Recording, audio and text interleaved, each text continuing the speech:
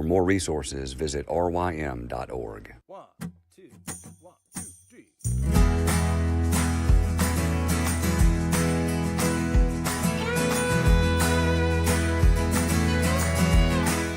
The Local Youth Worker is a daily podcast that's centered on 5 questions each week. Ranging from the practical to the professional, we're looking for answers to the questions you're asking. Whether you're in full-time, part-time, or even volunteer youth ministry, this podcast is for you.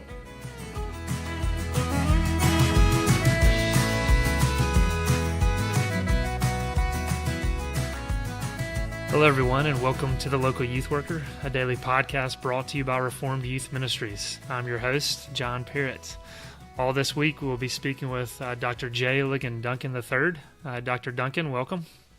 It's good to be here, John. Thanks for having me. Absolutely.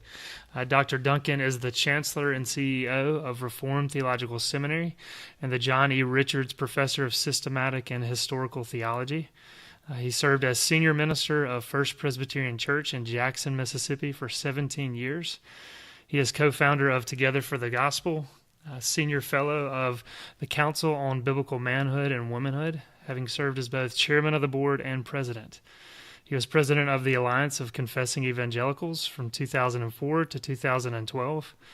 Dr. Duncan served as the moderator of the General Assembly for the Presbyterian Church in America from 2004 to 2005. He has edited, written, and contributed to numerous books.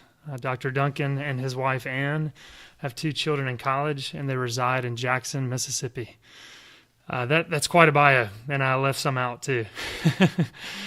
So, Dr. Duncan, I know you're a man with a lot on your plate, so it means a lot that you would take the time to come on this show. So without further ado, let's get to the first question. Are you ready? Yeah, fire away. All right. So prior to becoming Chancellor and CEO at Reformed Theological Seminary, you were, as I stated in the bio, Senior Pastor at the historic First Presbyterian Church in Jackson, Mississippi. So thinking back to your role as Senior Pastor, what 3 pieces of advice would you give to those serving in youth ministry? If a youth worker came knocking on your door and said, where do I begin in this role of youth ministry? What would you say to them? Well, John, my first official responsibility in ministry was as I was a youth minister. And so I've got a real heart for those who serve students and their families. And I loved that job. I really did. And consequently, I've always been very interested in youth staff. And let me just say, as a pastor of a sort of a big steeple Southeastern Presbyterian church, and I think this would be true of Baptist churches, Methodist churches, congregational churches, etc. in the Southeast. There's probably no harder job on the staff than whatever you call it, a director of student ministries or a director of youth ministries or a minister to students and families. It's designed and called different things, but that's a hard job. And parents in our part of the culture, and I know you know this because you ministered exactly where I ministered for so long, have some high expectations of people in youth ministry, and sometimes unrealistic and unreasonable expectations of them. And so there'd be several things I would say. I mean, one is I would encourage youth staff to have a good, close relationship with their senior minister. Just have a friendship and view one another as, brothers in arms, colleagues in the battle, doing different parts of the job. And I can tell you, over my 17 years at First Pres, the happiest times were when things were really going well in student ministry. People, very frankly, unless I get up and spout heresy on Sunday mornings, I'm not under the gun unless things are going wrong in student ministry, because there's nothing that parents care about more than their kids. Mm-hmm. And so I gave that speech to every person on youth staff that ever came on, not to burden them with it's not their job to make the church go, but to indicate to them, I didn't consider it some sort of third class job. This is not some sort of flunky job in the context of kingdom work. It's really important work. And so that's one thing that I would say. I mean, the other thing is, and this is harder to do, student workers who are really good relationally, connect with the kids, are involved in their lives, teach the word well, try and cultivate spiritual fruit in their ministry, can sometimes neglect the relationship with the parents of the kids. And not everybody's great at both sides of that job. I bet you've seen youth staff that are great with the kids and not so great with the parents, and then some that are great with the parents and not so great with the kids. So, but I would say don't neglect the parents, because ultimately none of us in ministry can replace parents. And we don't want to. What we want to do is we want to extend the spiritual influence of the parents in the lives of their kids. And we want to supplement what parents are doing in terms of cultivating godliness through our youth ministry. And of course, ultimately, we want to point people to the ordinary means of grace and the most important hours in the week for youth ministry, or when the church is worshiping and under the word and prayer and sacrament with the whole congregation. But the youth staff can supplement and sort of drive deeply into the hearts things that students are getting from their parents and from the pulpit. And that's the next thing I would say. And then beyond that is just the friendship, the power of friendship and example. I think that student workers sometimes don't realize that maybe the most significant thing they have going is the ability to connect with a student and then show that student a person who loves God more than anything else, trusts in Christ, believes the gospel, believes the Bible, thinks it's important, and is still a normal person.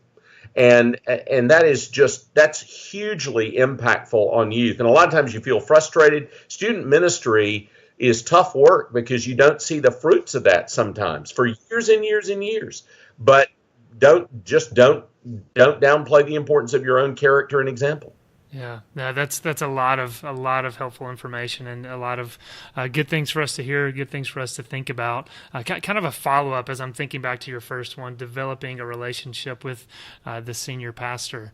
But what kind of encouragement or counsel would you give to those youth workers who do want to pursue that relationship with the senior pastor, but maybe the senior pastor doesn't reciprocate that? And some of it is not faulting the senior pastor. Obviously, there are different sized congregations, and the senior pastor has so many things on his plate, so he might not have the time. So what advice would you give there? You're exactly right, John. And every, senior pastors are all different stripes. I think a lot of people think that all senior pastors are extroverts, and they're not. You can have a 3,000 member congregation and be an extreme introvert. And that can play out in staff relations where it's not that you're unfriendly. It's not that, you don't care about people. It's just that you're introverted and your inclination is to hole up in your office and read a book, or you're so overwhelmed by the people that you're ministering to that you're looking for solitude. So that youth staff are going to have to watch that, just like we watch that in every other relationship on church staffs. But I tell you, a lot of times with a senior pastor, and this was certainly the case with me, sometimes I didn't want to force myself on somebody. If they didn't want a relationship, I didn't want to pressure them into having to be my buddy or whatever else. So what I tried to do is I tried to take out staff, go out to lunch, go out for coffee, sort of roll through the whole list of my ministry staff and get to know them.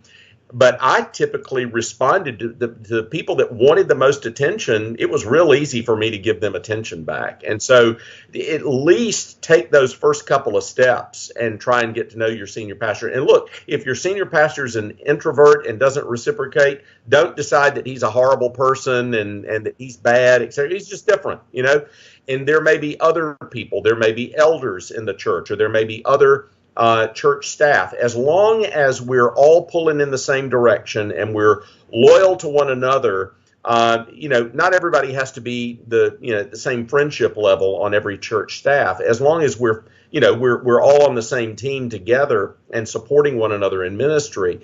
But I definitely, over the years, when youth staff reached out to me and indicated, "Hey, I'd like a relationship with you," that was real motivating to me. I mean, I liked that opportunity to go out and shoot the breeze and talk and download and look. Let me say, I found out a lot about things that I needed to give attention to in terms of pastoral care from my youth staff, because young people will tell youth staff things that they will not tell their parents, and that senior staff don't know. And so I found out about a lot of marital problems from my youth staff because the kids talk with them about it.